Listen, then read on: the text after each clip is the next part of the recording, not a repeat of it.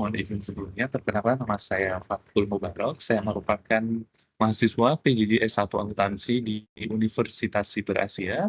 Pada kesempatan kali ini, mohon izin untuk menyampaikan terkait dengan tugas ujian akhir semester, akan menyampaikan materi terkait kondisi ekonomi Argentina pada periode 2023 sampai 2024. PDB Argentina pada 2023 pada pertumbuhan PDB di negatif 1,9% dan tahun 2023 menandai periode yang sangat menantang bagi perekonomian Argentina dengan kontraksi ekonomi yang signifikan. Data resmi menunjukkan penurunan produk domestik bruto yang mencerminkan dampak dari berbagai faktor internal dan eksternal. Adapun pertumbuhan domestik bruto pada Argentina 2023 ini disebab ada beberapa dampak yang mengakibatkan PDB ini menjadi minus 1,9%, yaitu beberapa faktornya, yaitu dampak kekeringan parah yang menghancurkan sektor pertanian, inflasi ekstrim yang mengikis daya beli masyarakat, ketidakstabilan politik dan ekonomi makro, serta krisis nilai tukar dan cadangan devisa yang rendah. Dan perbandingan PDB tahunan pada tahun 2023 dari 2021 sampai 2022, di mana di sini pada 2023, pada 2021 dan 2022 pertumbuhannya masih berada di angka yang positif, hingga pada 2023 mencapai negatif 1,9% penurunannya.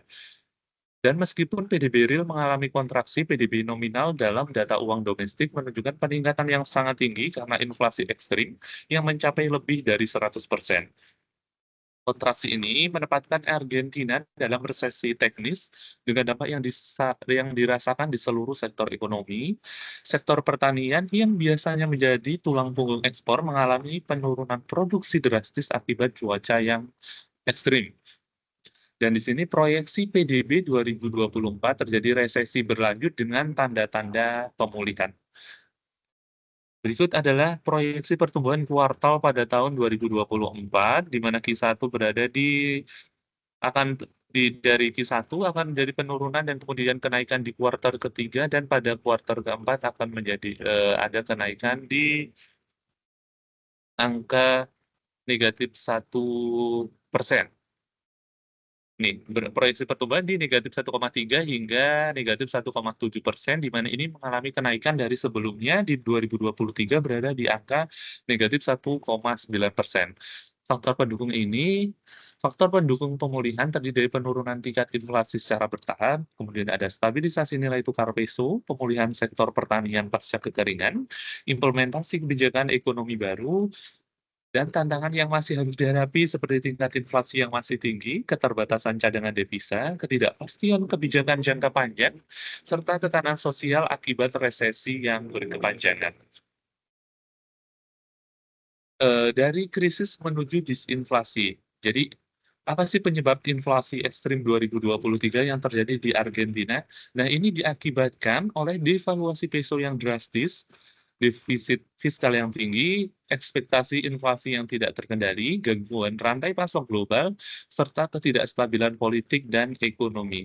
Argentina mengalami salah satu periode inflasi terburuk dalam sejarah modern, di mana tingkat inflasi 2023 mencapai 120%, dan kemudian sampai dengan 2025 mengalami penurunan sebanyak 98%, turun menjadi 82%, turun menjadi 68%, dan pada awal 2025 turun sampai ke 39,4%. Dan strategi disinflasi 2024-2025 ini terjadi karena adanya kebijakan moneter yang ketat, pengendalian defisit fiskal, stabilisasi nilai tukar melalui rolling peg, reformasi struktural ekonomi, dan penguatan kepercayaan pasar. Nah, kebijakan nilai tukar dan manajemen kurs yang dilakukan Argentina, seperti kebijakan rolling peg, yang dipilih sebagai solusi kompromi antara kebutuhan stabilitas dan fleksibilitas ekonomi. Penghapusan kontrol mata uang direncanakan dilakukan secara bertahap untuk menghindari gejolak pasar yang berlebihan. Adapun mekanisme rolling peg ini Jadi, terdiri dari 3 tahap, yaitu penyesuaian bertahap, di mana nilai tukar disesuaikan 2% setiap bulan untuk menghindari shock ekonomi. Yang kedua, prediktabilitas, di mana memberikan kepastian bagi pelaku ekonomi dalam perencanaan bisnis. Dan yang ketiga, dukungan disinflasi yang membantu mengendalikan ekspektasi inflasi melalui stabilitas kurs.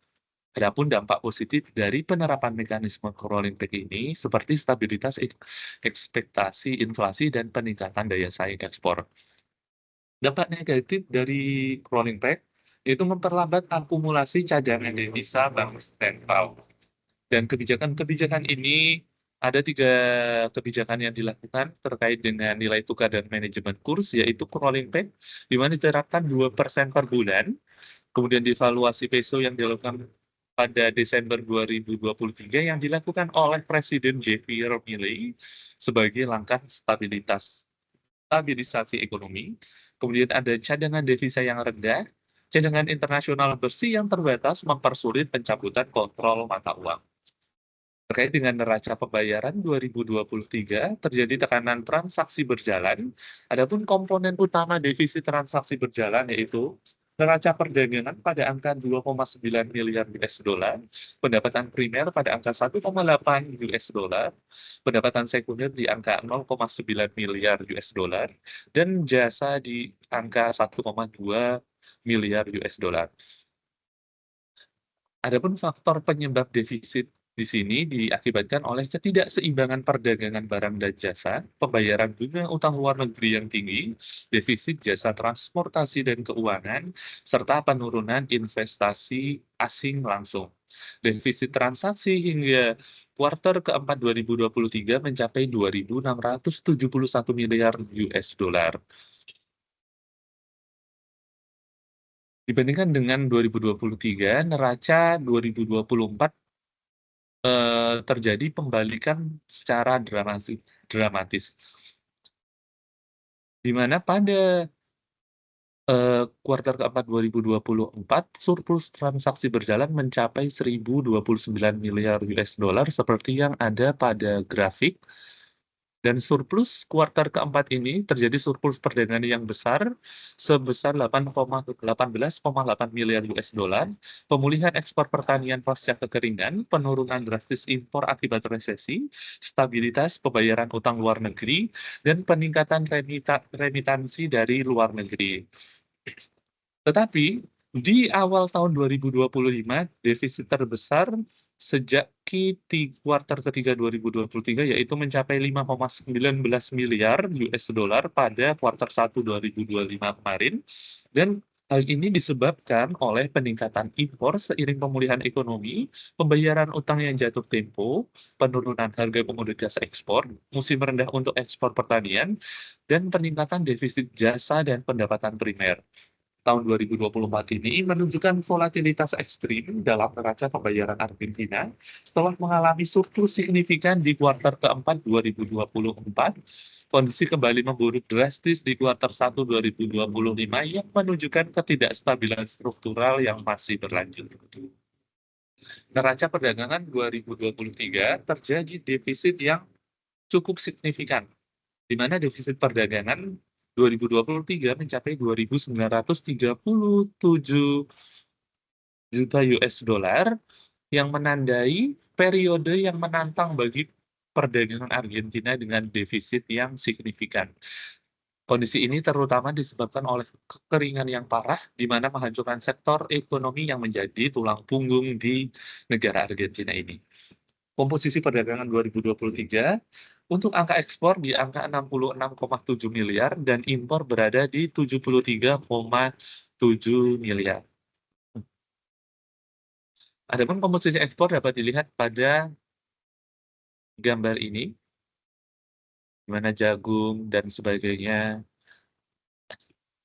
di mana produksi kedelai menurun 44% dibandingkan dengan ekspor pada tahun 2022, ekspor jagung menurun 38% dan ekspor daging menurun 15%. Penyebab defisit ini adalah kekeringan terburuk dalam 60 tahun yang menghancurkan produksi kedelai dan jagung, Penurunan ekspor daging sapi akibat pembatasan pemerintah, ketergantungan tinggi pada impor energi dan bahan baku, serta inflasi domestik yang mengurangi daya saing ekspor manufaktur.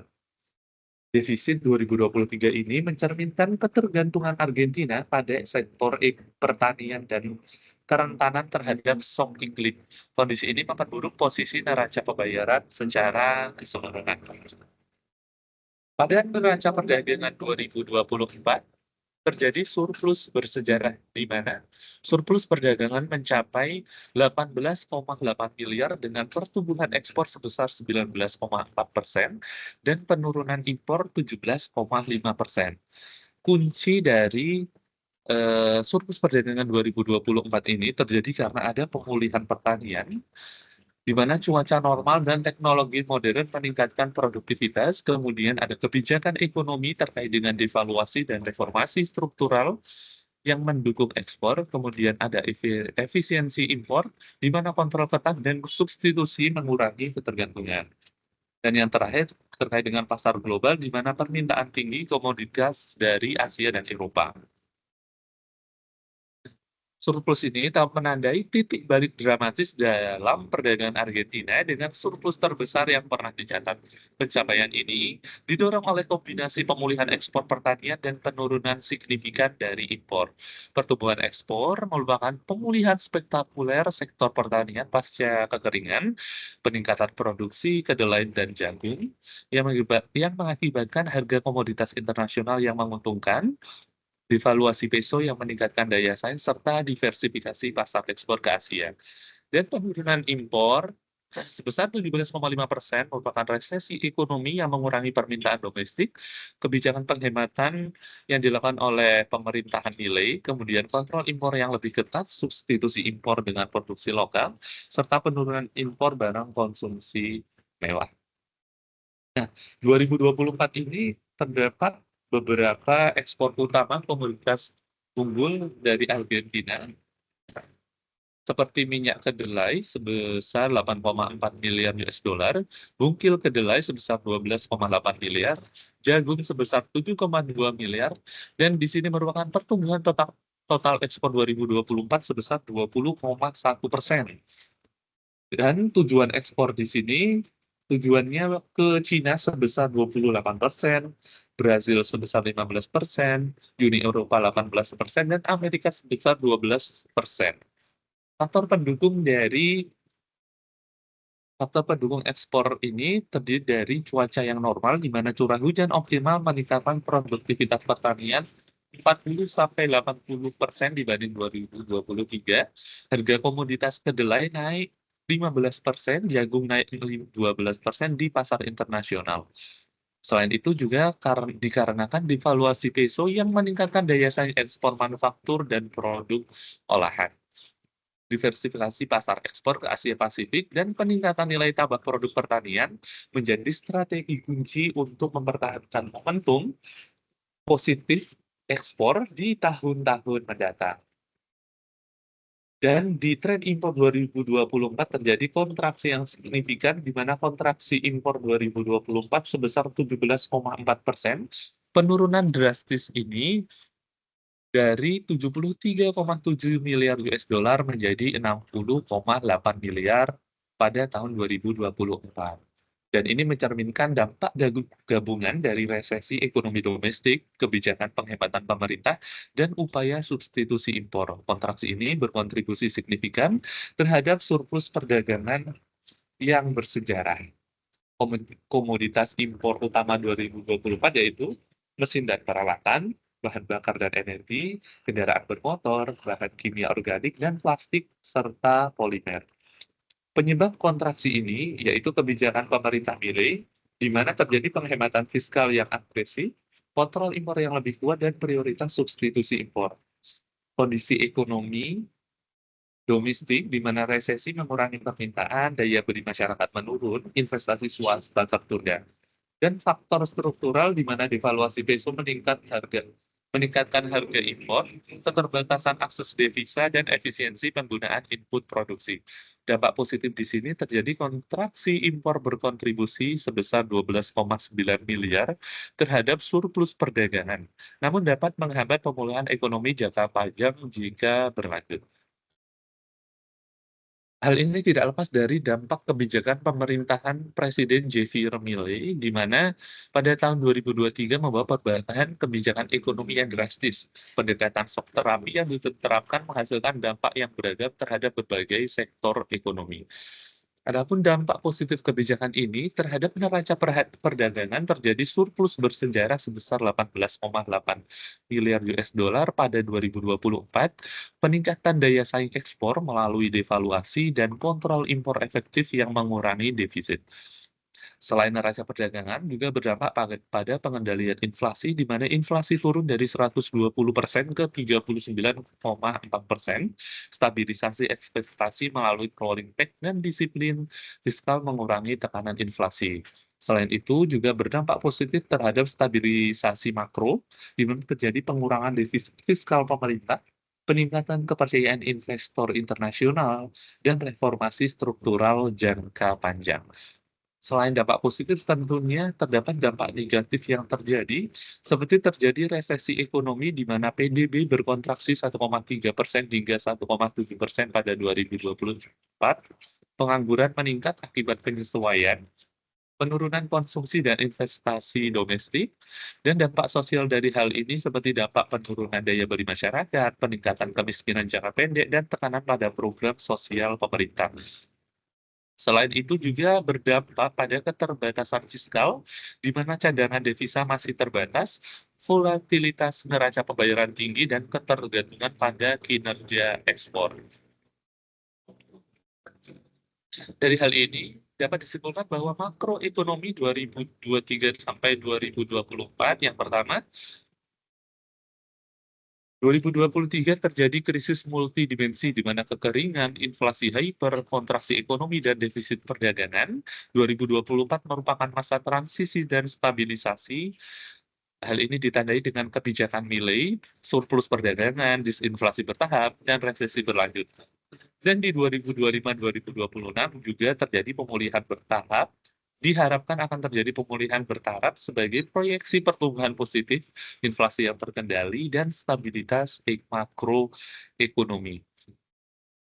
Dari hal ini, dari 2023-2024 kejadian besar yang terjadi yaitu resesi dan inflasi yang tinggi, di mana penerimaan domestik bruto berkontraksi 1,9% pada 2023 dan 1,3% hingga 1,7% pada 2024, dan puncak inflasi ini terjadi pada 2023 yang mencapai angka 120%. Dengan hal ini diakibatkan karena dampak kekeringan dan ketidakstabilan politik yang berakibat dengan penurunan daya beli masyarakat. Sur Kemudian terjadi surplus perdagangan bersejarah, di mana surplus ini terjadi pada 2024 sebesar 18,8 miliar US dollar, yang di mana ekspor naik menjadi 19,4% dan impor turun menjadi 17,5%. Hal ini juga dikarenakan terjadi pemulihan sektor pertanian dan efektivitas kebijakan substitusi impor.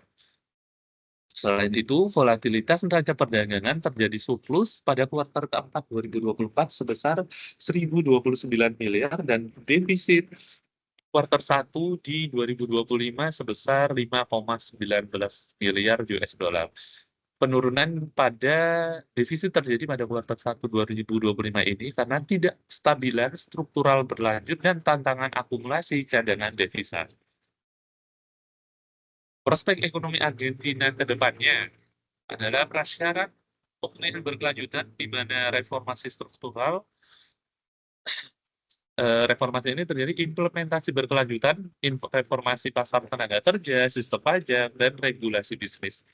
Kemudian diversifikasi ekonomi di mana pengembangan sektor manufaktur dan jasa untuk mengurangi ketergantungan pada komoditas, kemudian kepercayaan investor untuk membangun kredibilitas kebijakan dan stabilitas politik jangka panjang. Potensi risiko di sini seperti volatilitas eksternal, di mana fluktuasi harga komoditas dan kondisi ekonomi global, kemudian tekanan sosial, di mana resistensi masyarakat terhadap kebijakan penghematan, keterbatasan fiskal terkait dengan cadangan devisa yang terbatas dan beban utang tinggi. Dan di sini kalender reformasi yang diharapkan terhadap Argentina pada kuartal 2 dan 3 2025, yaitu liberalisasi kontrol mata uang bertahap pada 2025-2026 di Q4, inflasi di bawah 25% dan 2026 PDB positif berkelanjutan. Dan diharapkan 2026 hingga 2027 integrasi penuh dengan pasar global. Keberhasilan jangka panjang Argentina bergantung pada konsistensi implementasi reformasi dan kemampuan mengelola trade-off antara stabilitas dan pertumbuhan ekonomi. Baik, mungkin untuk penyampaian presentasi dari saya cukup sekian. Jika ada yang tidak berkenan atau kurang, mohon atas kurangnya mohon maaf. Wassalamualaikum warahmatullahi wabarakatuh.